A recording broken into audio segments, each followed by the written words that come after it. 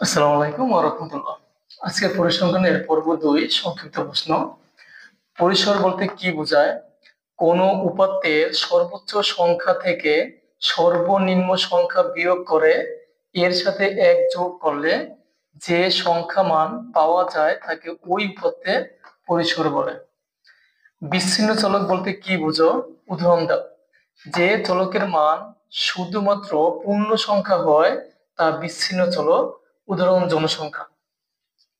অবিচ্ছিন্ন চলক বলতে কি বুঝো? উদাহরণ দাও। যে সকল চলকের মান যে কোনো বাস্তব সংখ্যা হতে পারে সে সকল চলক অবিচ্ছিন্ন চলক, যেমন বয়স, উচ্চতা, ওজন ইত্যাদি। ক্রমযোজিত গণসংখ্যা বলতে কি বুঝো?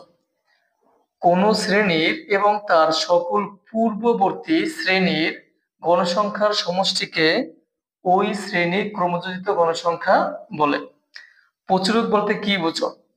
কোনো উপাত্তে যে সংখ্যাটি সবচেয়ে বেশি বার থাকে তাকে প্রচুরক বলে।